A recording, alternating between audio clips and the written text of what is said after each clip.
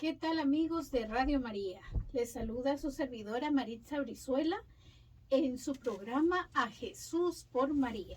Estamos aquí en las instalaciones de Washington, D.C., específicamente en Manassas, Virginia, porque cubrimos el área metropolitana, Washington, Maryland y Virginia. Así es que es un placer estar de nuevo con ustedes aquí transmitiendo su programa A Jesús por María y siempre acompañada de nuestro querido diácono Orlando Barros. ¿Cómo está, diácono? Muy bien, muchas gracias. Pues feliz, disfrutando de esta Pascua de Resurrección y bueno, viviendo la experiencia de un Jesús resucitado, un Jesús que es vivo, que es un Dios de vivo, no es un Dios de muertos. Así es. Y entonces eso nos da a nosotros la fortaleza y la fe para siempre seguir adelante. La alegría para perseverar en la fe. Exactamente. Bueno, recuerdo yo la semana pasada dejamos una tareita sí. a toda nuestra gente, a toda nuestra audiencia, que si nos quieren expresar por ahí cómo Dios les habla en ese silencio, ¿verdad? Que a veces decimos Dios no me escucha. Así es que no crea que se nos olvida las tareas que dejamos, ¿verdad? No, estamos pendientes, porque de hecho nosotros también de alguna manera la hacemos. Nos ayuda eso a reflexionar durante toda la semana, ¿verdad? Porque estábamos hablando anteriormente del silencio de María, pero ese mismo silencio de María nos lleva a hablar el silencio de Dios, porque ese silencio que tuvo María en su momento, ¿verdad? Y es exacto el mismo silencio de Dios, porque Dios es silencio. De eso vamos a hablar un poco hoy. Perfecto. Más a profundidad. Antes de comenzar con el tema de hoy, entre otras cosas, vamos a comenzar hoy el capítulo 3 del libro de El silencio de María, capítulo 3. Capítulo 3, muy bien. Y precisamente se llama Silencio, el capítulo 3. Pero antes de comenzar, quisiera hacer un comentario aclaratorio. Así. Y es que esta semana una de nuestras oyentes y seguidoras llamó a mi esposa para hacerle una pregunta.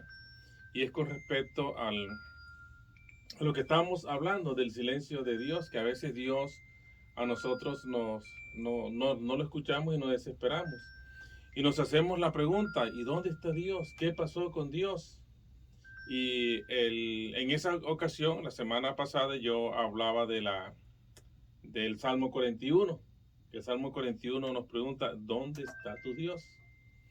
Y me acordé de la frase, de la frase que escribió Santa Teresa de Ávila en un poema muy hermoso que dice, nada te turbe, nada te espante, todo se pasa, Dios no se muda.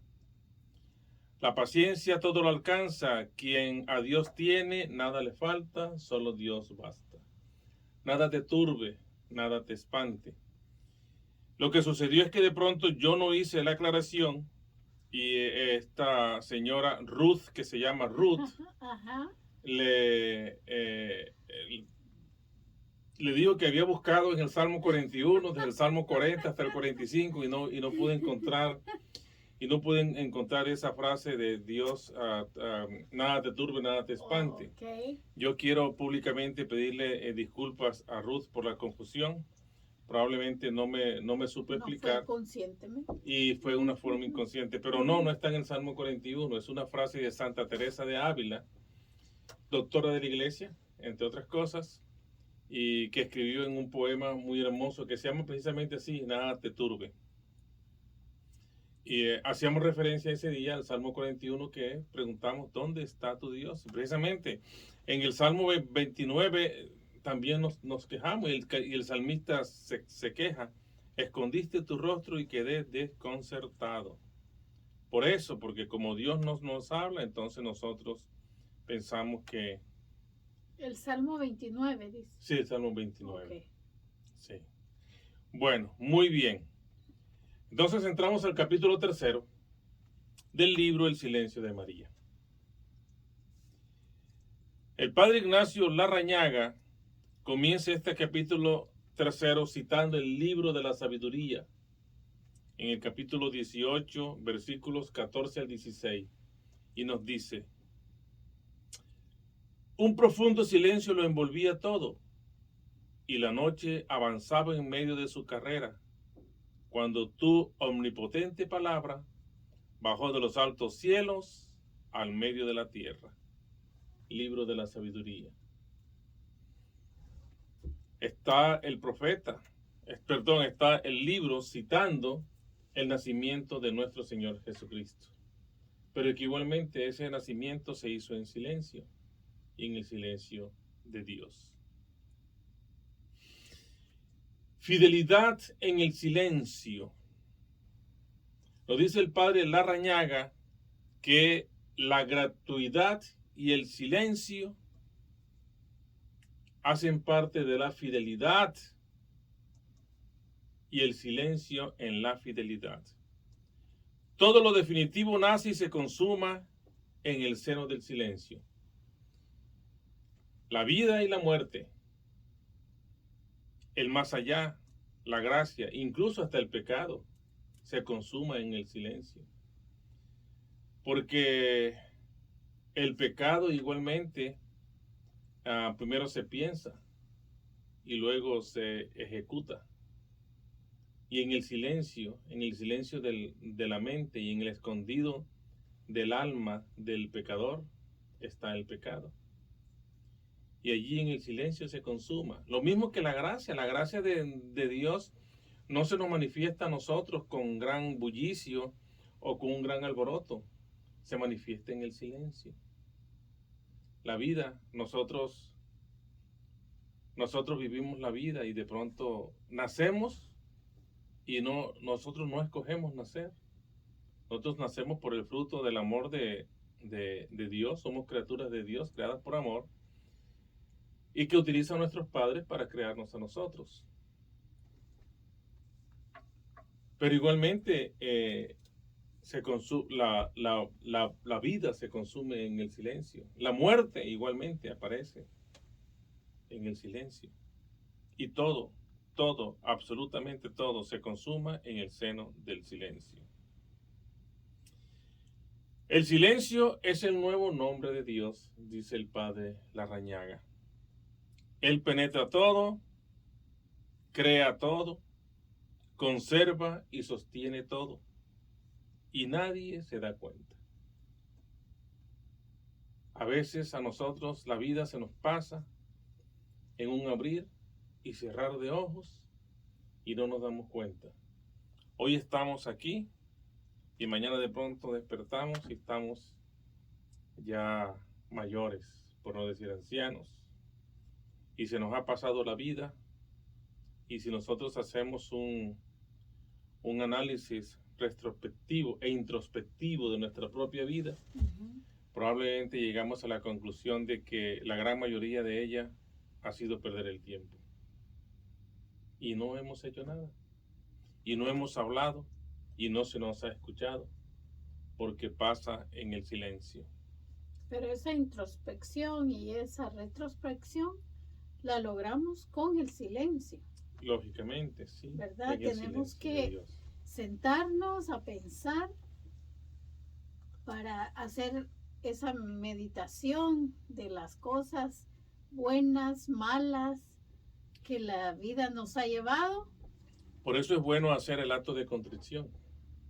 Idealmente debe hacerse cada noche antes de dormir, con la oración de la noche, que es la última oración, que son las completas. Es una oración muy pequeña. Pero y dentro de esa oración está un acto de contrición. Y el acto de contrición a nosotros nos ayuda a ver lo que pasó durante el día. Reconocer las veces que nos equivocamos. Y de pronto también visualizar las veces que hemos acertado y que hemos hecho las cosas bien. Y a veces cuando los ponemos en una balanza quedamos en deuda, porque seguramente son las veces más las que nos equivocamos que las que tenemos aciertos. Okay. Si tuviéramos su palabra y las evidencias de su amor experimentadas todos los días, diríamos que Dios es enigma. Dios es silencio. Siempre y para siempre opera silenciosamente en las profundidades del alma. Dios opera silenciosamente en las profundidades del alma. La gratitud, ahora, ¿qué es la gratitud? Nos dice el Padre que la gratitud, por definición, no tiene razones ni explicaciones. Es silencio. Todo es desconcertante, porque es esencialmente gratuidad. Todo parte de Él, la gracia y la gloria, el mérito y el salario. Nada se merece, todo se recibe. ¿Sabe por qué? Porque Él nos amó primero. Y como Dios nos amó primero, Él nos creó a nosotros por amor. Y a veces nosotros pensamos que todos no los merecemos. Es más, a veces uno escucha, y yo lo he escuchado muchas veces, a personas que dicen, es que esa es la vida que yo me merezco. Es la vida que yo me merezco. Y de pronto, si nosotros algún día hemos pensado así, sería bueno que también pensáramos qué bueno hemos hecho nosotros para merecernos la vida que queremos, ¿verdad? Qué grandes cosas hemos hecho por nosotros mismos, por los demás. ¿Qué hemos hecho nosotros como cristianos y qué le hemos devuelto nosotros a Dios de todo lo que Él nos ha dado? Y me doy cuenta ahora en los jóvenes, los muchachitos de ahora creen que se merecen las cosas porque sí. Porque sí, porque tienen todo el derecho de merecerse las cosas. En estos días, no sé si hablamos con usted, si era en un programa o fuera del programa, de que los jóvenes están sufriendo mucho de depresión. Pero están sufriendo de depresión precisamente porque ellos viven ensimismados, porque viven encerrados, porque no tienen expectativas de vida, porque piensan, como usted dice, que todos se lo merecen. Entonces, como no tienen nada, eso les causa frustración. Pero la única forma de evitar eso es abriéndose a la voluntad del Señor y escuchando el llamado del Señor y acordándonos lo que nos dice el Señor en su palabra. Yo soy el camino, la verdad y la vida. Y dice el Señor, yo vine para darles la vida y dárselas en abundancia. Entonces, si un joven, muchacho, adolescente, está en su casa, encerrado en sus propios pensamientos, pero no se abre a la vida, no se abre a Dios, es muy difícil que vaya a escuchar ese llamado y que vaya a entender que la vida es Jesús y que Él nos da la vida en abundancia. Y yo pienso, diácono, que pues ellos por su propia voluntad no van a ir. Ahí tenemos una gran responsabilidad. Los padres. Sí.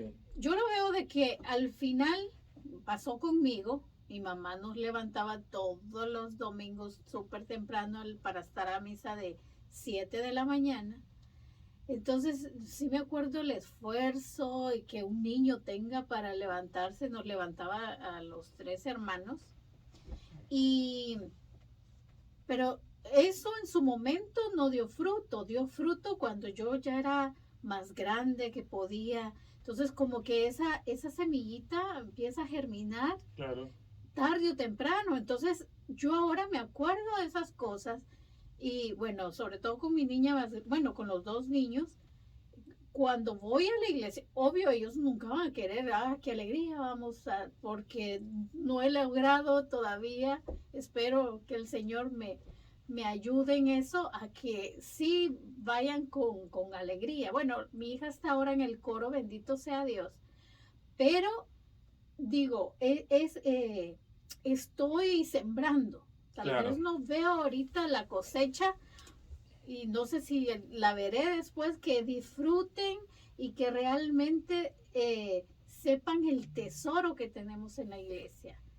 Pero fíjese usted que Dios escribe derecho en renglones torcidos. Dios escribe derecho en renglones torcidos. Esos renglones torcidos somos nosotros, porque la palabra de Dios siempre está allí. y siempre estará.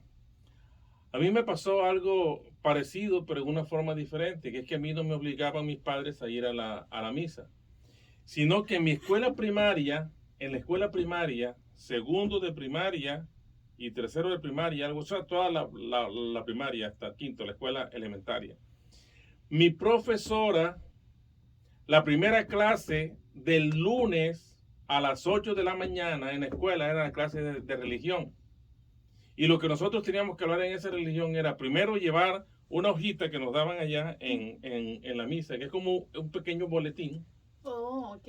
Una hojita donde estaban las lecturas y estaban unas municiones de entrada. Pero lo que más nos preguntaba era sobre la homilía del sacerdote. Entonces yo tenía que ir a la misa obligado. Pero hoy agradezco yo que fruto de ese esfuerzo que yo hacía y fruto de esa obligación que tuve yo en mi niñez, yo pude conocer a Dios desde muy temprano. Lógicamente que después uno en su adolescencia, en su primera juventud se aleja y las cosas, y Claro. otros tipos de circunstancias, pero después, como usted dice, vuelve uno entonces a sus raíces y descubre a través de la introspección a vivir y disfrutar de esa riqueza, la riqueza de saber de que Dios ha estado con nosotros desde nuestra temprana edad. Y eso puede ser un mensaje alentador para esos padres de familia que muchas veces se sienten ya cansados, que Sí, tiran la toalla, vamos a decir, para ya no seguir. Y tarde o temprano, abandonarse a la voluntad de Dios, que es lo más importante, porque Dios, aunque tengamos ese silencio de Dios que sentimos que no responde porque yo quiero ya, exactamente. ¿verdad? Entonces, ahí dejamos un mensaje. Dice el padre Larrañaga que no hay lógica humana en su obrar. Sus pensamientos y criterios son diferentes a los nuestros, por supuesto. Los pensamientos y los criterios de Dios son diferentes a los nuestros. Lo que pasa es que nosotros a veces tratamos de acomodar a Dios a nuestros propios pensamientos, a nuestros propios quereres y a nuestra propia conveniencia. Lo más difícil es tener paciencia con nuestro Dios, es aceptar con paz esa gratuidad esencial del Señor, sufrir con paciencia sus demoras. Señor, yo te pido y te pido y te pido y tú no me das. Señor, yo estoy cansado de pedirte y tú no me escuchas. Pues hay que tener paciencia en ese silencio de Dios. Dios es así, es gratuidad. Su gracia actúa en el silencio. La gracia de Dios actúa en el silencio. Se inserta silenciosamente en la complejísima extraña de la naturaleza humana. Nadie somos como sucede. Pero, por ejemplo, si nosotros nos ponemos a pensar en el pecado, es el supremo misterio del silencio. ¿Quién puede pensar el pecado? ¿Quién lo puede medir, por ejemplo? El pecado no se puede medir. Pues uno entiende que hay pecados graves, que hay pecados mortales y pecados veniales. Pero el pecado siempre es pecado. Y nosotros no podemos medir o pesar o tratar de comparar un pecado con el otro. Porque es igual, mire, el mentir es tan pecaminoso como el robar. Exactamente igual. Y el robar es un pecado tan grande como el quitarle la vida a una persona. Y ¿qué le digo? Y quitarle la vida a una persona, no importa que esté en el vientre de la madre, aún no nacido, producir un aborto voluntario, o que sea de pronto una persona mayor con muchas enfermedades y que esté agonizando y que nosotros decidamos aplicarle la eutanasia. Es pecado, porque se atenta contra la vida y nosotros no somos dueños de la vida. La fidelidad es un duelo entre la gracia y la libertad. Esta expresión me encantó. La fidelidad es un duelo entre la gracia y la libertad. ¿Quién la puede medir? Mire, Dios nos ama tanto a nosotros que nos da la libertad de escogerlo a Él, de seguirlo o de apartarnos de sus caminos. Y Él no se va a inmutar en el sentido de que va a dejar de ser Dios o va a ser más Dios o menos Dios, porque nosotros lo sigamos o no lo sigamos. Él nos da a nosotros la libertad y nos la da por amor. Y Él no va a dejar de ser más Dios ni menos Dios porque es un Dios omnipotente. Ahora, la fidelidad, el que yo decida ser fiel al Señor, el que yo decida seguirlo a Él, es una batalla que tengo que librar todos los días entre la gracia que yo recibo de Dios, la gracia para seguirlo, para escucharlo, para verlo, para enamorarme cada vez más de Él, y la libertad que Él me da. Entonces yo puedo escoger, el Señor me da la gracia y me la da en abundancia. Pero yo puedo escoger, tengo la gracia del Señor, pero yo con esa gracia puedo seguirlo o no puedo seguirlo. ¿Por qué? Porque tengo la libertad. Entonces, ser fiel al Señor es una batalla campal que se libra todos los días entre la gracia que tenemos y la libertad que Él nos da. Ambos regalos de Dios. ¿En qué grado presiona la gracia? ¿Y en qué grado resiste la libertad? Pues eso sí no lo sabemos nosotros. Todo queda en silencio y no tiene una respuesta. No hay una respuesta. Sin embargo, allí está la pelea interior que tenemos. Veamos entonces a María. Veamos entonces lo que pasa con María. Mire. ¿Cuántos se enteraron de que aquella vecina de Nazaret, que cargaba la leña, que acarreaba el agua, que nunca se metía en los asuntos de las vecinas, que era una niña recatada, que ayudaba en sus necesidades a todo el mundo, que era la llena de gracia, que era la privilegiada del Señor y excelsa por encima de todas las mujeres de la tierra? ¿Qué pensaban ellas, los parientes de Caná, por ejemplo, de María? ¿Qué pensarían de ella? O los familiares más próximos. Y teniendo en cuenta sus privilegios, como el privilegio de la Inmaculada Concepción o de la Asunción, ¿verdad? O que ella iba a ser la madre de Dios, estuvieron en silencio, incluso en la iglesia. En la iglesia, durante muchos siglos, podemos ver el silencio que María no se le ha dado el valor a la Santísima Virgen María, ni el puesto que ella tiene dentro de la iglesia. Incluso hay muchos fieles católicos que aún no conocen a María, que no siguen a María, que no rezan a María, que no tienen devoción por la Santísima Virgen María, aún en estos tiempos. ¿Qué es lo que hablábamos cuando hablábamos del libro de San Luis María Griñón de Montfort? Que muchos tienen miedo. Exactamente. Que sienten que le fallan a Dios por esa cultura del protestante, de Sí. que nosotros vemos a María y que la endiosamos. Exacto. ¿Verdad? Entonces, y es cuando realmente no manejamos los conceptos básicos, porque nosotros no es que la endiosamos, o sea, la veneramos como madre. Como madre, exactamente. De Jesús. Mi madre murió hace 16 años y yo a mi mamá la recuerdo todos los días. Todos los días.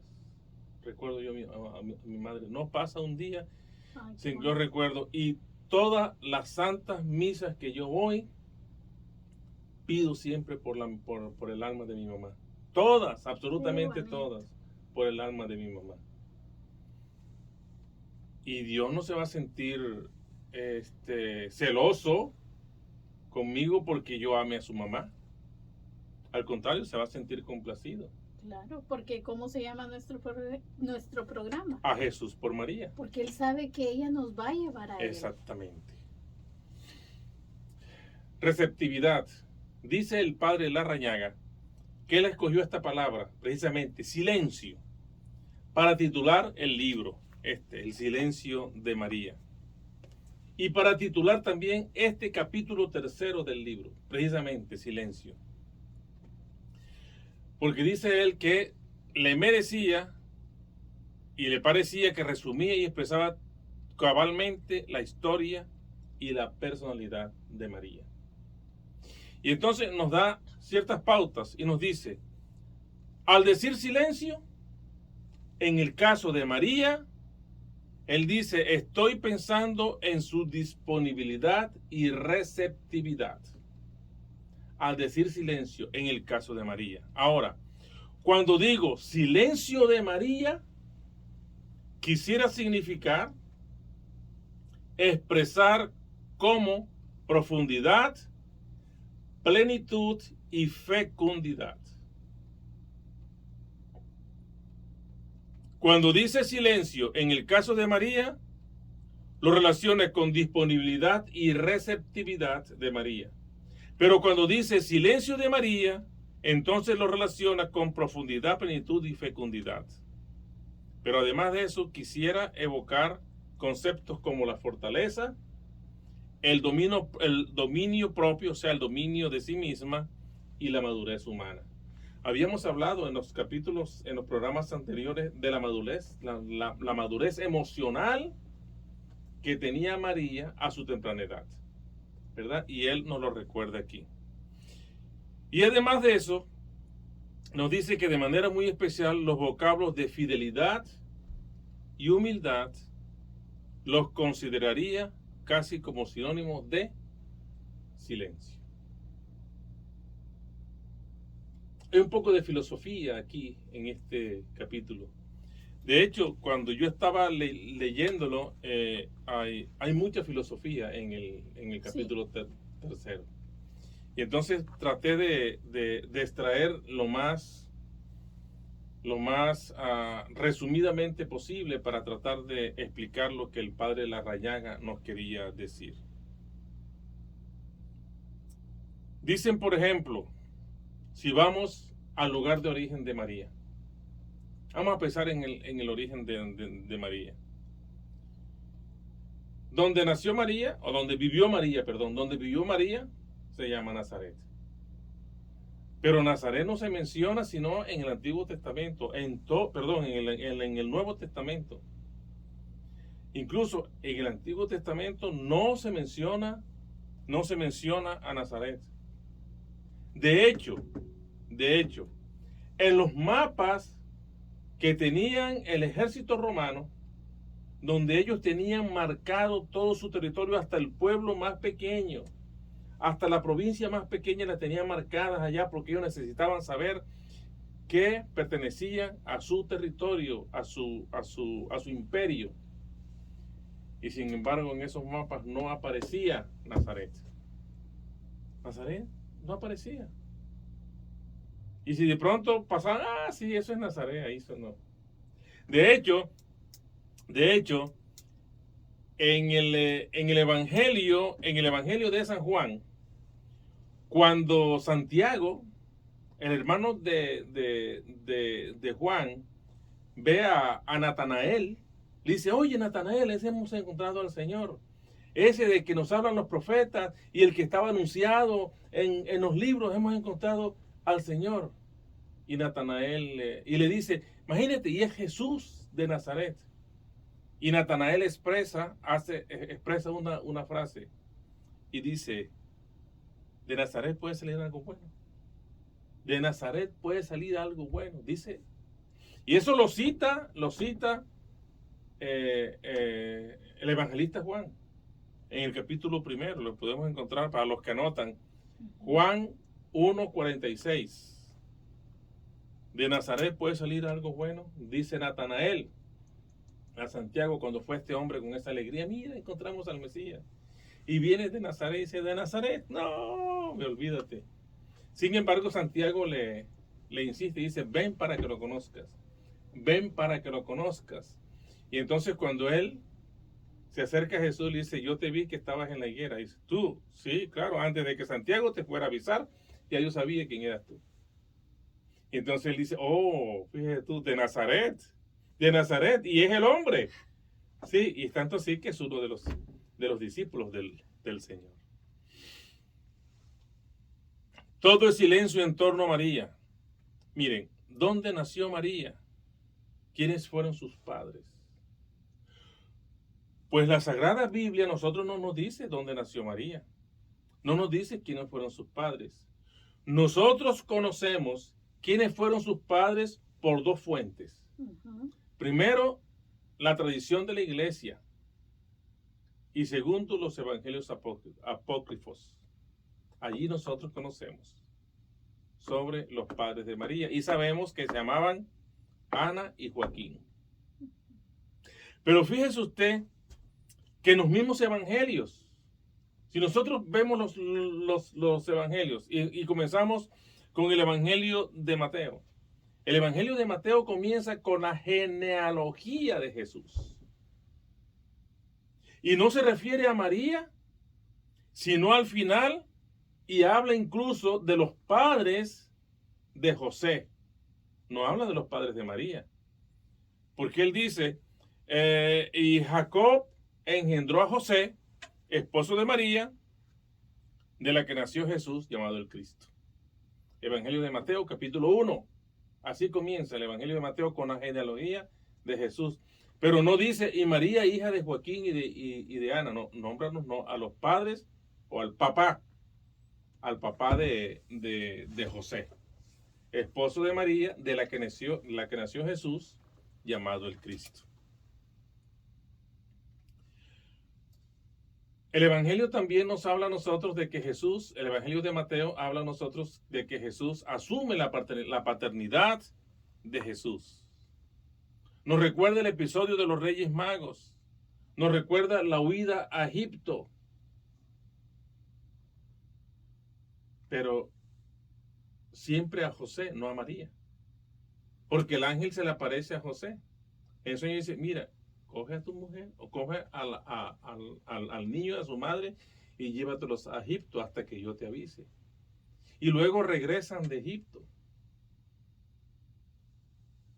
Que de hecho hablábamos que también tuvo más manifestaciones San José.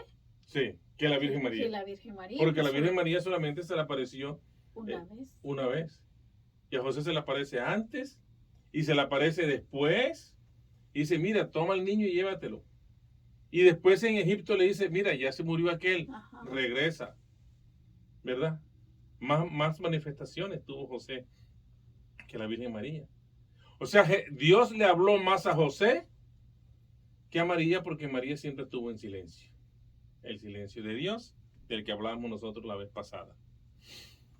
El Evangelio de San Marcos nombra a María una vez, que también es el mismo episodio en que lo nombra Mateo y lo nombra Lucas, que es cuando él está predicando y le dicen, oye, mira, tu mamá te busca y está con tus hermanos, que en otras casos son los parientes de Jesús, los primos, los vecinos, los parientes más cercanos, porque eran comunidades que vivían en clan, en clanes. Y solamente ese episodio, quien más habla de María y específicamente de María, con nombre propio, es el evangelista Lucas.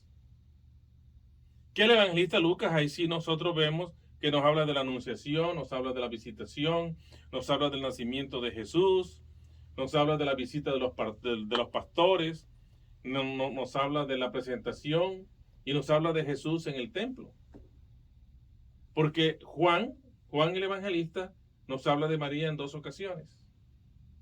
Es en el capítulo 2, las bodas de Caná de Galilea, y el capítulo 19, cuando Jesús está en la cruz y él se la deja a Juan. A él mismo, o sea, él hace mención de ello. Dice, madre, he ahí a tu hijo, hijo, he ahí a tu madre. Y desde ese momento, el discípulo se la lleva a su casa. Sin embargo, también encontramos en el libro de los Hechos de los Apóstoles. De pronto por ahí aparece el nombre de María cuando dice que los discípulos estaban reunidos a escondidas por miedo a los judíos con algunas mujeres, entre ellas María la de Cleofás, María la madre de Jesús y otras tantas. Y el libro del Apocalipsis, que no lo nombra como María, sino nos habla a nosotros de la coronación de la Virgen María en el capítulo 12, cuando aparece la mujer vestida de sol, con una luna bajo sus pies, y que la iglesia ha interpretado como la coronación de la Santísima Virgen María como reina universal de todo lo creado. Muy bien. El silencio y la virginidad.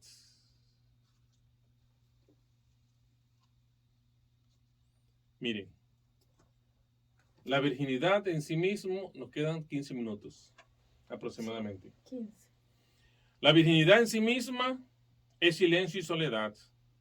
Si bien la virginidad hace también referencia a los aspectos biológicos y afectivos, sin embargo, el misterio de la virginidad encierra contornos mucho más amplios. La virginidad no solamente es física, la virginidad también es espiritual. Y en primer lugar, la virginidad es fisiológica, lógicamente, ¿verdad? Física. Y psicológicamente es silencio. El corazón de un virgen o de una virgen es esencialmente un corazón solitario.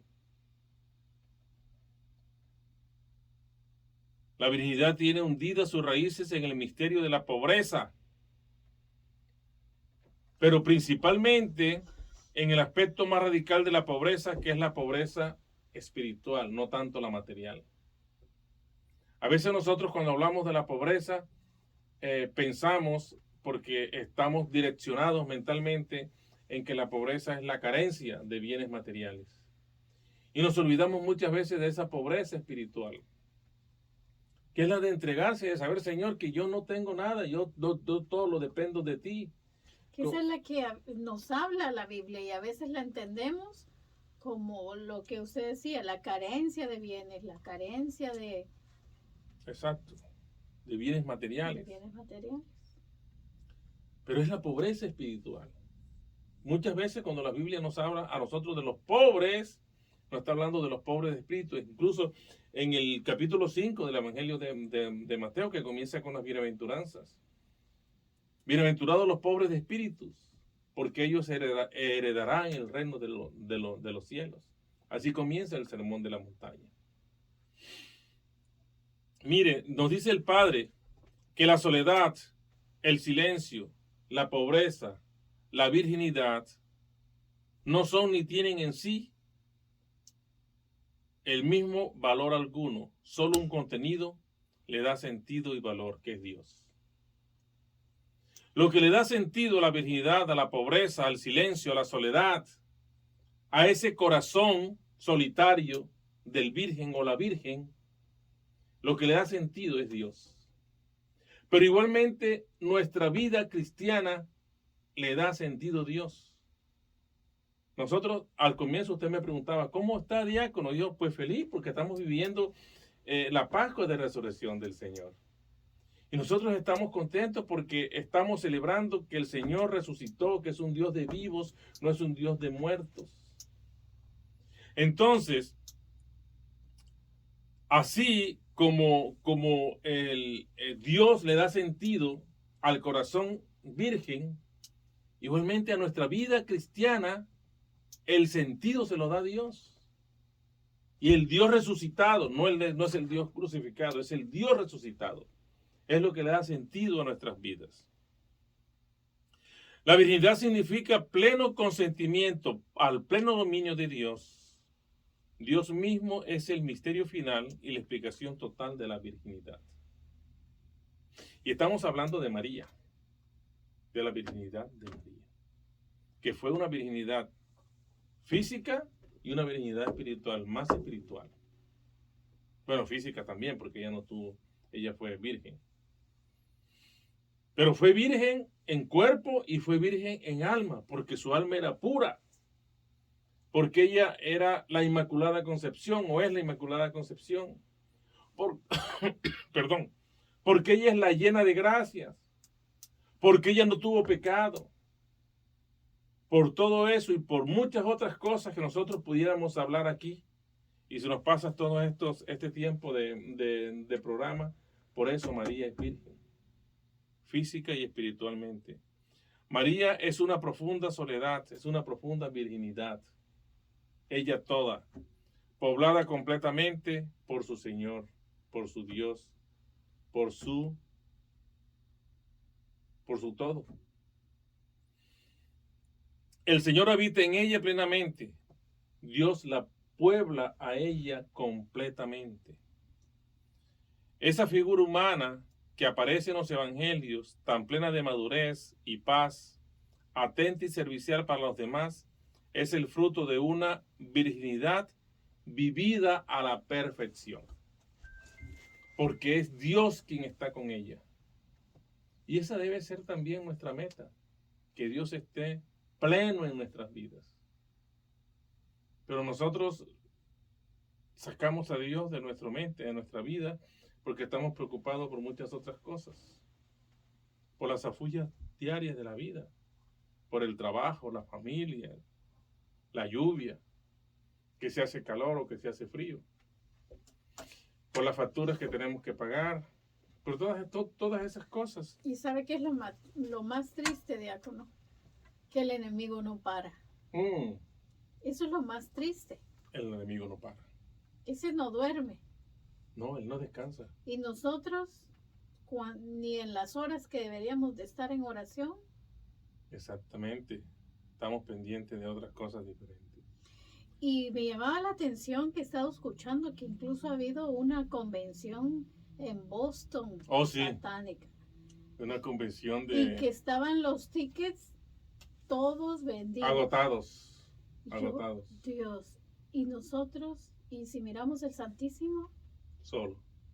Mire, yo expuse el Santísimo el viernes a las 8 de la noche. Estaba lloviendo, y llegué en medio de la lluvia con mi paraguas, las cosas.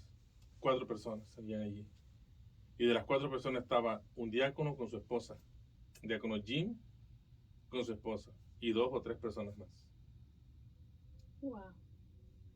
Sí, está bien, pero se hace el esfuerzo y se va y se pone el Santísimo. Y entonces yo pues solamente puse el Santísimo y me quedé 1 hora en oración ahí frente al Santísimo.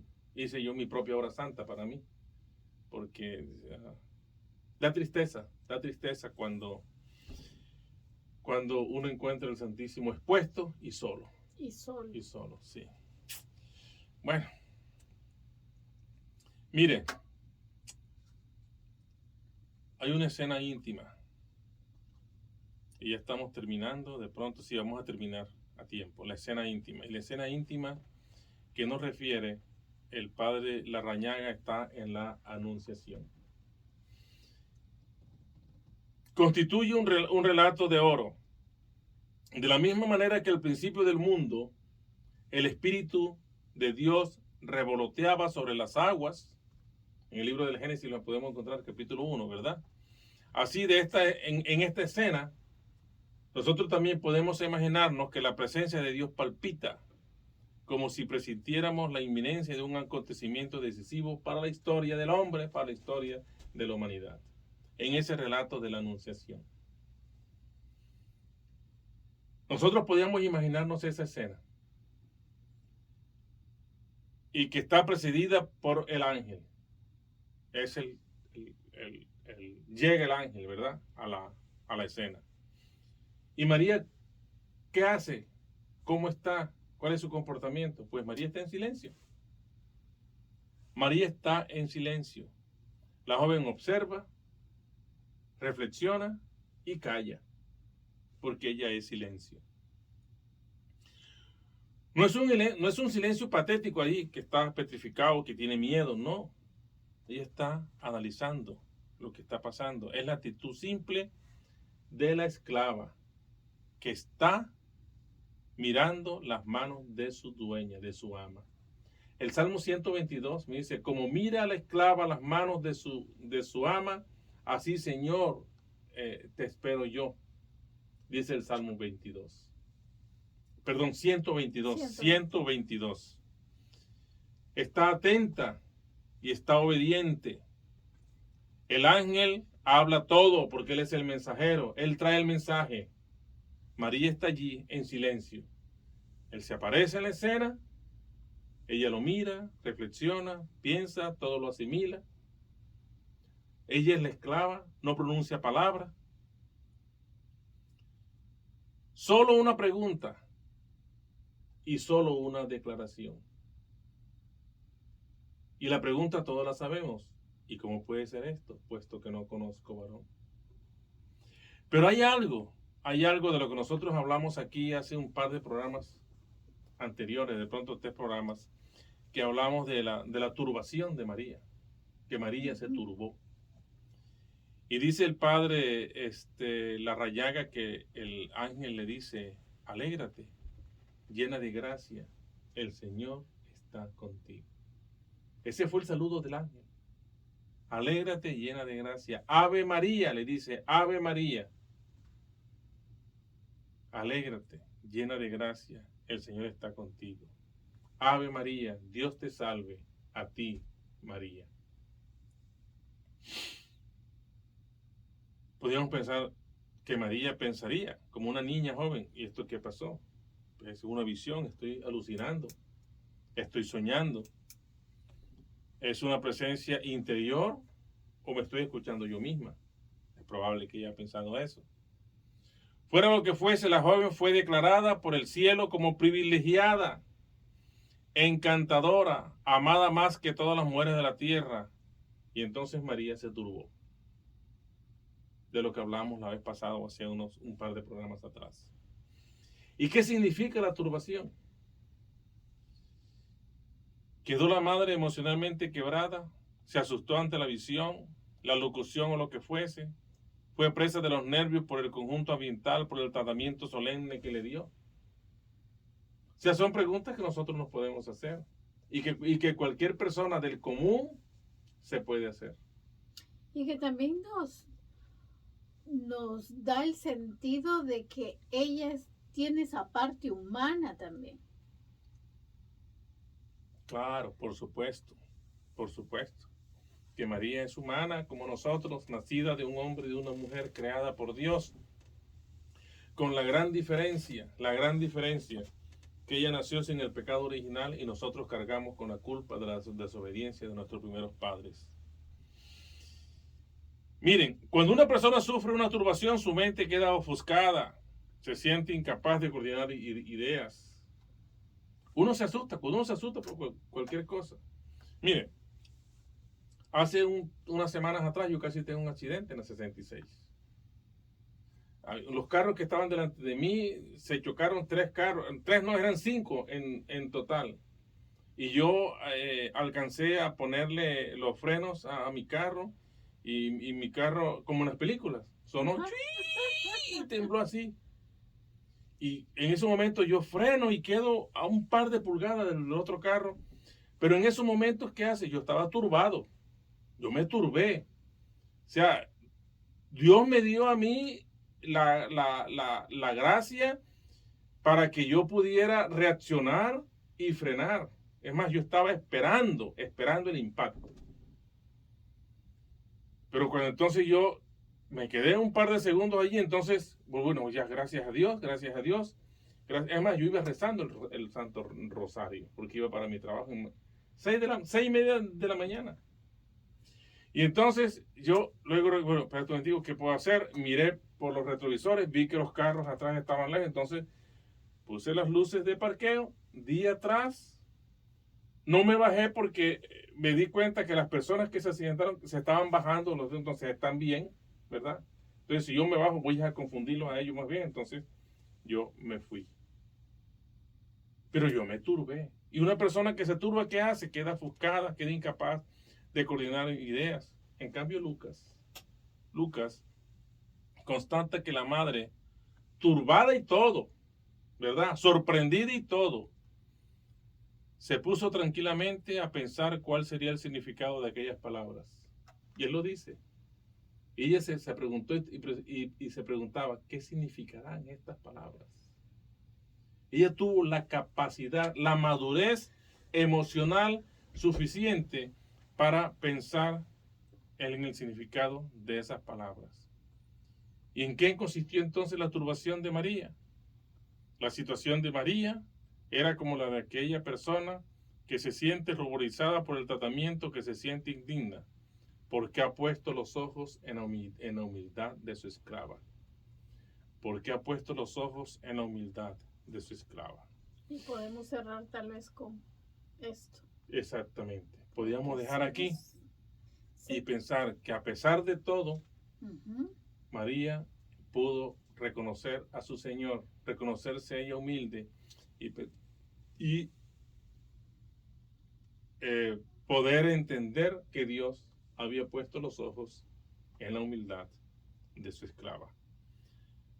Dejamos aquí Muy bien. y terminamos. Y antes de la bendición, pedirle que si tienen algún comentario, alguna duda, que nos escriban Así o nos llamen o nos contacten, y nosotros vamos siempre a estar pendientes de todos los comentarios que nos hagan. Muy bien. Si nos regala entonces la oración. Claro que sí. Cerrar. En el nombre del Padre, y del Hijo, y del Espíritu Santo. Amén. Padre bueno, Padre de amor y misericordia, te damos y te bendecimos, te damos las gracias porque nos has permitido nuevamente llevar a cabo y desarrollar este programa para conocer más del silencio de María, el silencio en el cual ella también nos habla a nosotros. Te pedimos, Señor, que nos regale la gracia, esa que le das en abundancia a María, a la llena de gracia, para que con tu gracia nosotros podamos entonces también descubrirte en el silencio.